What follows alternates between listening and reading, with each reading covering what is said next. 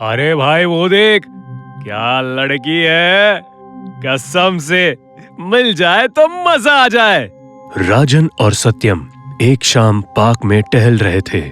तभी उन्हें एक बहुत सुंदर लड़की दिखती है और राजन उससे पूरी तरह मोहित हो चुका था। हाँ यार, लड़की तो अच्छी है, लेकिन तेरे मन में क्या चल रहा है? हाँ? तभी सत्यम को एक कॉल आता है और सत्यम कॉल पर बात करता हुआ पार्क से निकल जाता है। लेकिन दूसरी तरफ राजन अभी भी उस लड़की को घूर रहा था। राजन की वो शाम लड़की को घूरते हुए ही बीत गई। राजन रात भर उसी खूबसूरत लड़की के ख्यालों में खोया रहा। साथ ही साथ उसे इस बात का अफसोस भी था कि वो उस लड़की से बात नहीं कर पाया। अगले दिन जब राजन दोबारा उसी पार्क में गया तो इस बार भी उसे वही लड़की ठीक उसी जगह पर बैठी दिखी जहां पिछली शाम उसने देखा था। राजन उस लड़की के पास जाता है और उससे बात करने की कोशिश करता है। हाय, मैं राजन, यहीं पास में रहता हूं। और आपका नाम? राजन ने अपना इंट्रोडक्शन तो दे दिया था, लेकिन उस लड़की ने इस पर कुछ भी रिएक्ट नहीं किया और नॉर्मल रही। इसके कुछ देर बाद दोबारा से राजन ने उस लड़की को वही बात दोहराई, लेकिन इस बार भी बात नहीं बनी। राजन थोड़ा गुस्से से वापस पीछे की तरफ पलटा और वापस जाने लगा। बिरजू, अरे ओ बिरजू, रुको। राजन एकदम से खुशी के मारे पागल हो उठा और अगले ही पल उसने हैरानी से खुद से सवाल किया कि इस लड़की को मेरा पेट नेम कैसे पता, जबकि अभी तो मैं इससे पहली बार मिला हूँ। लेकिन राजन उस चीज को नजरअंदाज करता हुआ उससे बातें करने लगा। उस लड़की ने अपना नाम श्रुति बताया। दोनों अब हर शाम पार्क में मिलने लगे और आपस में दोनों की खूब बनने लगी। लेकिन अब राजन का वो हवसी कैरेक्टर और इंतजार नहीं करना चाहता था। इसी वजह से उसने एक शाम उस खूबसूरत लड़की के सामने शादी का प्रस्ताव रखा, जो खुशी खुशी बिना किसी झिझक के उस लड़की ने कबूल भी कर लिया। दोनों की शादी तो तय हो चुकी थी, लेकिन राजन उस खूबसूरत लड़की के प्यार में इतना डूबा था कि वो उस लड़की के बारे में उसका नाम श्रुति है इससे ज्यादा कुछ भी नहीं जानता था। एक सप्ताह के अंदर दोनों की शादी होनी तय थी। हर कोई राजन की इस जल्दबाजी से नाखुश था, लेकिन राजन को किसी के भी सजेशन से कोई फर्क नहीं पड़ने वाला था। बस कुछ दिन बाद राजन की शादी श्रुति से हो गई। श्रुति के घर से कोई भी नहीं आया था, जो थोड़ा अजीब था, लेकिन अब राजन की जिद के सामने किसकी चलनी थी। शादी होकर जैसे ही श्रुति ने घर की दहलीज पर अपना कदम रखा, तभी राजन के दोनों पालतू कुत्ते जोरों से भौंकने लगे। ऐसा लग रहा था कि वो किसी खतरे की तरफ संकेत कर रहे हैं। श्रुति भी उन कुत्तों को ऐसे घूर रही थी जैसे उसका बस चले तो वो तुरंत उन्हें निगल जाएगी। शादी को अब 10 दिन बीत चुके थे और आज 11वीं रात थी। पूरा गांव सुकून की वादियों में सो रहा था। तभी उस रात अस्तबल से गायों और बछड़ों के चिंघाड़ने की आवाज आने लगी। गांव के लगभग कुछ लोग जागे और अपने घरों से बाहर निकले। वो 4 लोग थे जो टॉर्च की रोशनी से अपने अस्तबल की तरफ जा रहे थे, जहां उन्होंने अपने गायों को बांधे रखा था। वो अपने अस्तबल के करीब पहुंचे तो उन्हें पायल और झुमके की आवाज सुनाई पड़ी। वो सभी एक बड़ी सी दीवार के पीछे छुप गए, लेकिन तभी उन्होंने जो नजारा देखा वो देखकर उनके तो होश उड़ गए। उन्होंने देखा इस गांव की नई दुल्हन और राजन की बीवी यानी श्रुति एक चुड़ैल का रूप लिए बछड़ों को नोच नोच कर खाए जा रही है। वो खून पीने में व्यस्त थी और साथ ही जानवरों के अंतड़ियों को खा खा कर उन्हें जमीन पर फेंक रखा था। वहां मौजूद उन चारों के रोंगटे खड़े हो गए और डर के कारण वो सभी लोग भागने लगे। इसी बीच उस चुड़ैल ने उन लोगों की मौजूदगी का एहसास कर लिया और बछड़ों के मांस को एक तरफ रखते हुए सीधे दीवार पर कूदी। उन चारों में से 3 तो भाग गए, लेकिन एक बदकिस्मती से वहीं फंस गया। मेरी असलियत को तूने एकदम करीब से देखा है। अब तेरा बचना तो असंभव है। अगली सुबह उस आदमी की लाश गांव के चौराहे पर लटकी मिली, जहां उसके जिस्म से दिल गायब था।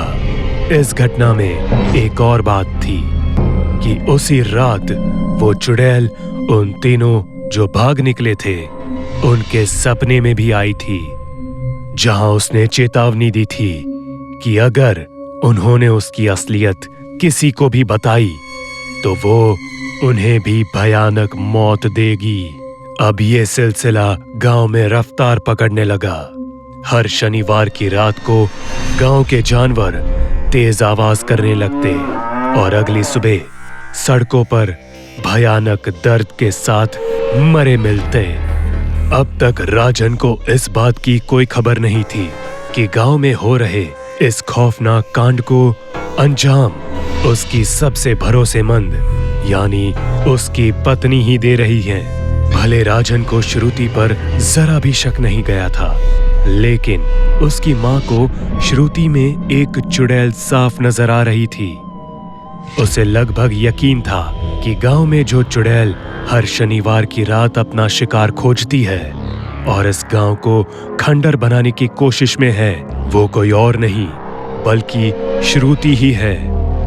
राजन की माँ को श्रुति के बर्ताव से उस पर शक हो चुका था, जैसे सब्जी सेकंड्स में काट देना, खाना कुछ मिनटों में बना लेना, घर के एक कोने में बैठे होने के बावजूद पूरा काम कर लेना और कई बार काला जादू के सामान से खेलना। राजन की माँ को श्रुति का चेहरा दिन के हर पहर में अलग अलग दिखाई देता, जैसे सुबह इंसान जैसा, दोपहर तक एक बूढ़ी औरत, शाम और रात में उसकी माँ को श्रुति में एक खतरनाक चुड़ैल दिखती। एक रात राजन की बूढ़ी माँ अपने कमरे से बाहर पानी पीने के लिए आई तो वहीं उसे राजन के कमरे से कुछ अजीब आवाजें सुनाई देने लगी। राजन की माँ ने जब राजन के कमरे में झांका तो उसके होश उड़ गए, क्योंकि उसने देखा कि राजन की पत्नी श्रुति अब एक चुड़ैल थी और राजन के पैर के अंगूठे को चूस रही थी, शायद खून। ये देखकर राजन की बूढ़ी माँ ने अब ये फैसला कर लिया था कि कल सवेरे होते ही चाहे कुछ भी करके वो राजन को श्रुति की सच्चाई बताएगी। राजन की माँ अब अपने कमरे में चली जाती है, लेकिन उस चुड़ैल को इस बात की भनक लग चुकी थी कि उसे ऐसा करते राजन की माँ ने देखा है और वो उसकी असलियत जान चुकी है, तो उसका जिंदा रहना श्रुति के लिए खतरनाक साबित हो सकता था। इसके बाद श्रुति सीधा उसी बुढ़िया के कमरे में जाती है और एक भयानक आवाज के साथ उसकी गर्दन पकड़ लेती है। उस बुढ़िया की चीख निकल जाती है और इसके साथ ही राजन की आंख भी खुलती है और राजन कमरे से बाहर आते हुए सीधा अपनी माँ के कमरे में जाता है। ये तुम क्या कर रही हो श्रुति? क्या तुम पागल हो गई हो? छोड़ो माँ को। अब धीरे धीरे श्रुति का चेहरा बदलने लगता है, उसके बाल बढ़ने लगते हैं और उसके चेहरे पर झुर्रियां बढ़ने लगती है।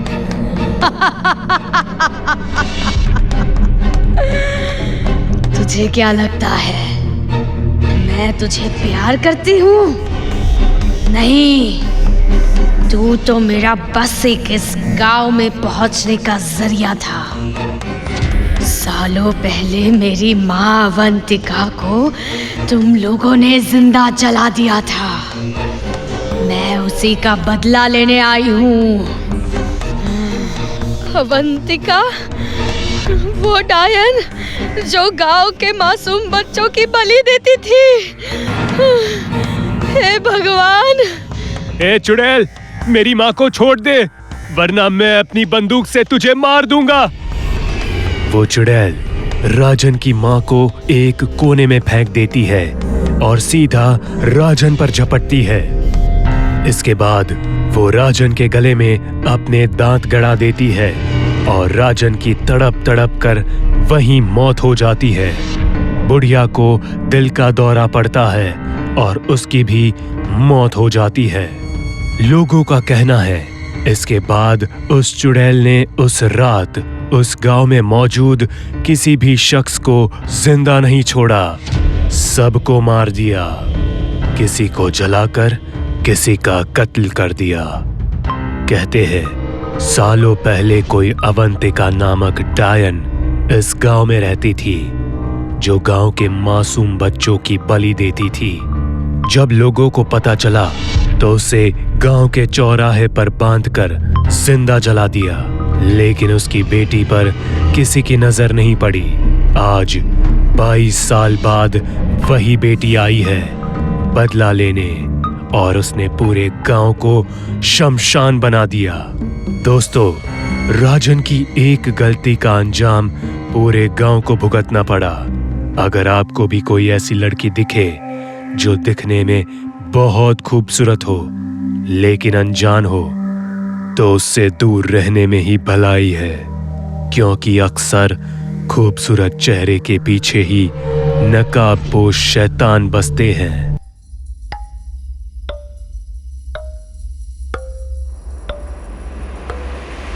रात के 12 बजे पायल और दानिश अपने एक इवेंट से घर लौट रहे थे। उन्होंने शॉर्टकट के लिए एक बस्ती चुनी थी जो उनकी 30 किलोमीटर तक की ड्राइव बचा सकता था। यार दानिश, हमें हाईवे से ही निकलना चाहिए था। ये गांव का कच्चा रास्ता न जाने मुझे बहुत हॉन्टेड वाइब्स दे रहा है यार। वाह मैडम, मतलब रात हुई नहीं कि आपको भूत दिखना चालू हो गया। देखो, ये कच्चा रोड 2-4 किलोमीटर में तो खत्म हो जाएगा, फिर बस एक टर्न और हम सीधा होटल पहुंच जाएंगे। दानिश और पायल दोनों ही कार में बैठे एक दूसरे से बातें कर रहे थे, और दानिश भी गाड़ी को गांव के उस बस्ती वाले कच्ची सड़क पर दौड़ाए जा रहा था। दानिश, तुम्हें क्या हमारी गाड़ी के अलावा कोई भी दूसरी गाड़ी दिखाई दे रही है? नहीं ना? तो तेज चलो, कहीं कोई खौफनाक मंजर हमारी मौत का फरमान लिए इंतजार न कर रहा हो। चलो जल्दी। यार, तुम डरा रही हो या बात कर रही हो? इससे अच्छा तुम सो ही जाओ। कुछ दूरी का फासला तय हुआ होगा कि तभी दानिश की नजर उसके गाड़ी के रेयर व्यू मिरर पर पड़ती है, जिसे देखकर उसका खून जम गया। दानिश ने अपने गाड़ी के शीशे में देखा एक इंसान बिना सिर वाला उसकी गाड़ी के पीछे पीछे दौड़ रहा था, और उसके हाथ में एक तेज धार वाली कुल्हाड़ी भी है। इसे देखने के बाद दानिश ने एक्सेलरेटर को बहुत तेज किया। वो डरा तो बहुत था, लेकिन उसने डर को बिल्कुल भी जाहिर नहीं किया, क्योंकि उसके बगल में बैठी पायल अगर पीछे का नजारा देख लेती तो डर से ही मर जाती। अरे दानिश, तुमने कोई भूत देख लिया क्या? इतनी तेज गाड़ी क्यों चला रहे हो? दानिश अभी भी गाड़ी के शीशे में उस सिर कटे इंसान को भागता देख रहा था। वो पसीने से तरबतर होने लगा। तभी अचानक से वो पीछे भागता शख्स एकदम से गायब हो गया। दानिश के जान में जान आई, लेकिन तभी गाड़ी की छत पर जोर से कुछ आकर गिरा। दानिश ने न जाने क्यों, लेकिन फौरन एक जोरदार ब्रेक मारी, और इसके साथ ही छत पर कूदा वो सिरकटा इंसान सीधा गाड़ी के सामने जा गिरा। उस डरावने इंसान को देखने के बाद पायल की एक भयानक चीख निकल गई। और भला निकलती भी क्यों ना, वो शख्स इतना डरावना जो लग रहा था। उसके धड़ से सिर अलग था और उसका कद भी 6 फुट का था। उसके हाथ में एक धारदार हथियार था जिसे वो अंधाधुंध चलाए जा रहा था। आसपास का पूरा माहौल एकदम गूफ अंधेरे और शांत माहौल में खोया था।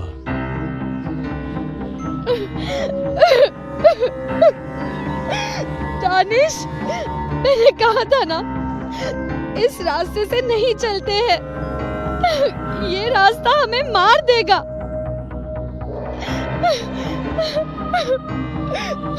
पायल, शांत हो जाओ और चुपचाप बैठी रहो। इसके बाद वो सिर कटा इंसान धीरे धीरे गाड़ी के करीब आने लगता है और अंधाधुंध अपनी कुल्हाड़ी चलाए जा रहा था। उससे कुछ भी दिखाई नहीं दे सकता था। इसी वजह से वो कुल्हाड़ी को कभी गाड़ी के बोनेट पर मारता तो कभी गाड़ी की हेडलाइट पर। लेकिन उसका असल मकसद था उन दोनों का सिर, जो गाड़ी में एकदम सांस रोककर बैठे थे। मैं समझ गई इस राक्षस का खेल। ये सिर्फ हमें महसूस कर सकता है। इसे कुछ भी दिखाई या सुनाई नहीं देता क्योंकि उसके पास सिर नहीं है। तो तुम क्या चाहती हो? मैं ऐसे ही गाड़ी में बैठा मौत का इंतजार करता रहूं कि कब वो आए और मेरा सिर मेरे शरीर से अलग करे और मैं दर्दनाक मौत की नींद सोऊं। दानिश पायल की बातों से बिल्कुल भी सहमत नहीं था।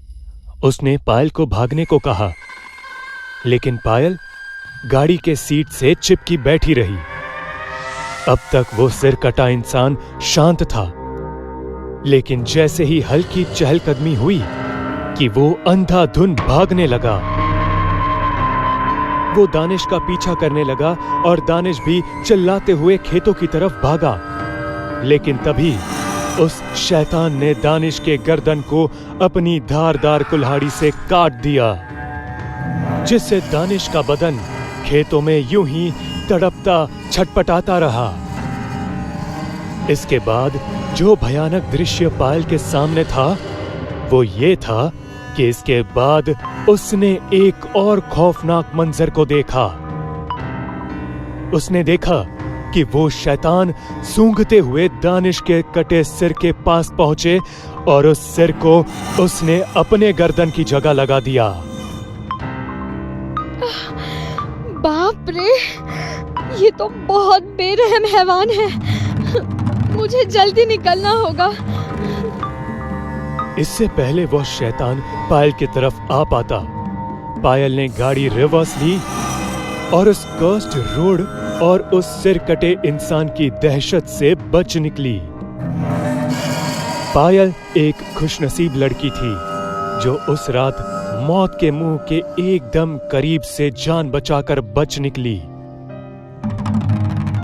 वो सिर कटा इंसान पिछले 15 साल से उसी श्रापित बस्ती में घूमता है और जिस किसी की भी उसे बू लग जाती है उसका भी वो सिर धड़ से अलग करके उसे भी सिर कटा इंसान बना देता है।